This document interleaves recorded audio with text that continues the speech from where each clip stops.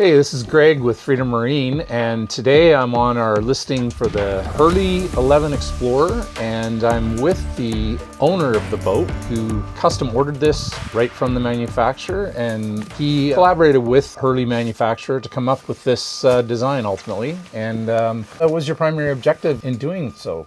The one thing I wanted was a aluminum built boat for the Pacific Northwest, one that was had all the fishability, but also all the luxuries that you want to go out for a weekend, even a couple of weeks. And the other thing was the possibility for it to be trailerable, which this boat also has. So being in the British Columbia area, how did you discover Herley and decide to ultimately go with them over other local manufacturers? I talked to most of the popular local manufacturers, and I just didn't find what I was looking for at the time, and found Herley boats on YouTube. So I started talking to them. I really liked the conversation I had with Herley, just his commitment to the design and the efficiency of the hull. Also being very clever with their design and use of space. The amount of equipment that we fit into this design is pretty remarkable.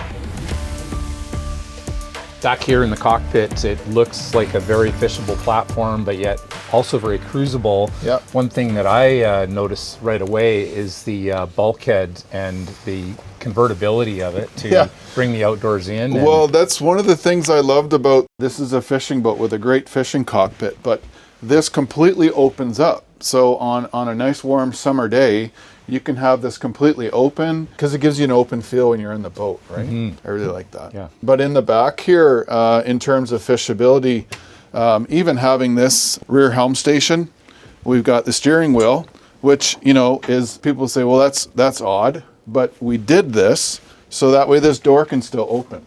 Yeah, so it's a compromise, but you can still steer the boat from this steering wheel, no problem. And you've got another joystick back here, your full throttle controls. Yeah, further to your cockpit controls back here with the JPO joystick, I know from personal experience, you've got the autopilot function there, which has got to be helpful when you're single-handing back here for sure and fishing. And yeah, like when you're trolling, for example, you got your 12-inch Garmin screen here, which is full functions. And then with your autopilot, you can actually set up a trolling route, and you can be back here. Boat will just follow that route around automatically. As well, I see you've got AIS targets, so you're transmitting and receiving. Yeah, in terms of fishability, we've got a huge fish bin, macerator pump, of course. Yeah, and this is insulated, so your ice stays frozen. You've got a live well. Here, tackle storage, 2 seats on each side that drop down. We've got power, of course, for downriggers. Everything is all burn-wind. And then this is an interesting feature. So you've got your cutting table or your cleaning station, which you can move to the middle or to the side. This was, of course, built by Herley. Came with the boat, and you've got some rod storage, of course, for knives, pliers. And then these open up, so you've got some storage, wet storage underneath. One thing, and I didn't point out, which Herley put into the boat, and I was like, oh yeah, that's a cool feature, but now that we've used it, is fantastic, is this rocket launcher. So this rocket launcher actually goes up and down, and for grabbing your rods easily, it goes down, and then you just hit the button and it pulls the rods back up. So it's so easy to grab your rods out of the rocket launcher. So yeah, quite like that. Another aspect of the amenities for cruisability, you've got your burn-wind mounts accommodate your magma propane barbecue, which after the day of fishing, you can cook your catch in here. Or even outside. While we're fishing. Want to make some lunch while we're trolling? That's another nice feature. Yeah, and another nice thing too is this boat has a water maker, so you never run out of water.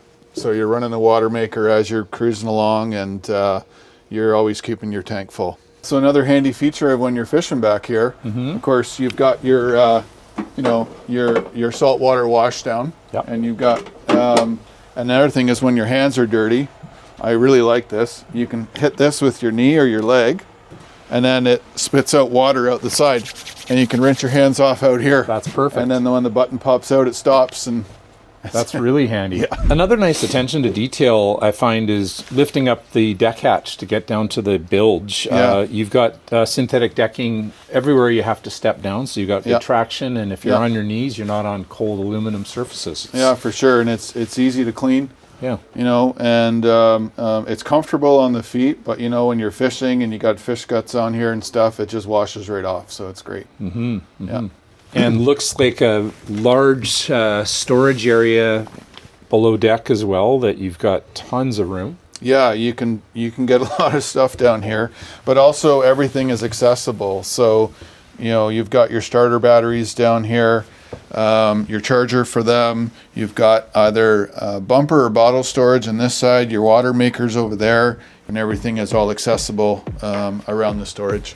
That's good.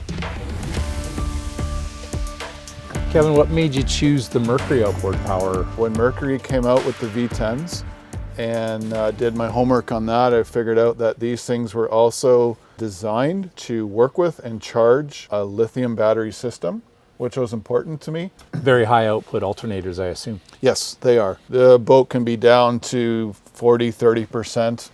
Not that it ever has been, but it can be. And a couple hours are running and the alternators have the batteries back up to 100%. Performance-wise, what kind of speeds do you see? Where do you normally cruise? What's its top end? That sort of thing. Personally, like between 22 and 25 knots, I think that's quite comfortable. Mm-hmm. And these things will easily do that. Most efficient cruise is like 33 to 35 knots, and the boat will do 48 knots top speed. Yeah. That's quick for a 36-footer. This hull design, it's really amazing. This hull will plane at about 12 knots. So once you hit 12 knots, you're already nicely planing, and it's remarkable. And the efficiency from these Mercs is impressive. Yeah, one of the features, Mercury features that I really liked is the new electric steering system. So there's no hydraulic steering. You can steer the boat at any speed with just one finger. Another noticeable feature on the Herley Explorer to me is that it's got unique style and design aspects to the hull itself. Yeah, from the side it's a beautiful design, and just the way this exposed aluminum rub rail just comes all the way down on a nice gradual curve, and even the end, instead of just, you know, boxing it off, squaring it off, and the paint finish. For an aluminum boat, so many people have said, is that not a fiberglass boat? And no, it's aluminum. They can't believe it, how smooth and the whole hull is. Yeah. And obviously the boarding door on the starboard side makes it very ergonomic for getting on and off at a dock. Oh yeah, like this was an option. I'm sure glad we did it. It's so handy for getting on and off the boat. And there's also another door transom gate on the transom. So with the idea of trailerability that you mentioned earlier, tell me about how the arch and mast converts to get down to a trailer height. So if you drop the rocket launcher, then the whole arch will fold down and flip over, and then just hang in this area here to lower the height for trailering. What's up there, of course, you've got your Garmin radar, Garmin wireless weather station, your GPS. There's also an extra Garmin GPS on this boat because, you know, with our mountains and everything, that way you maintain a good GPS position, also for the autopilot. And you also have the tender with the Davco davit, manufactured in New Zealand as well. Yep, this is a great little crane. And this tender is also an OC tender from New Zealand. And I put a little 6-horse on there, which will, you know, easily do 15 to 20 knots even with 2 people. Wow. And so it's a nice light little tender, and this crane easily drops it in the water, and then you can get it anywhere where you want to go. Yeah. Tell me about the anchor windlass that is equipped here, Kevin. It's a very substantial windlass design from what I can see. Yeah, so it's a Lone Star drum winch, chain and rode, and a 15 kilogram Rockna anchor. And ground tackle length, do you know roughly what you have? Yeah, I think it's over about 350 feet total of chain and rode. On the foredeck up here, you've got a lot of deck space. Looks like from a cruising aspect, would be nice for hanging out here in warm summer days. Oh yeah, there's a lot of space up here. You have this nice ledge so you can sit. There's lots of room to move around. That's the other thing about having the anchor winch down below. Once this hatch is closed, you know, you're wide open here. On the roof too, we did the synthetic decking. When you drop the dinghy down, you've got a whole nother deck space up top here to hang out on. So before we go inside, can you just demonstrate the bulkhead hinged doorway and window? Yeah, sure. Yeah, so there's just a couple of clips on the top and below that actually secure the door into the ceiling and the floor. Once that's open, it just clips into place. And then on this side, oops, this guy right here, and you use this one to lock that in place, and then it locks there. Brilliant. So I was able to, you know, ask for this U-shaped settee to have this table, you know, with the cup holders and the handle, and it's just a beautiful table. The galley, there's lots of storage, nice wide drawers with lots of storage. You've got your drawer fridge with the freezer on top, and then of course lots of storage up here. Double sink, which is so nice to have. Really good size. Yeah, nice and deep, you know. And then a cutting board. And then what we use is use a little electric cooktop, which we store in this cabinet here. You place it on top, plug it in, and then you can do all your cooking. Typical Australia and New Zealand is to have a pie oven. So they were going to put a pie oven in the boat. And I'm like, no, you need a microwave. They're like, a microwave? That's so American. Yeah. And being electric with the battery bank that you have on board and the inverter, so that is all self-sufficient without requiring a generator, which is also nice. Yeah, so there's two 460 amp hour, two of them, master volt lithium batteries.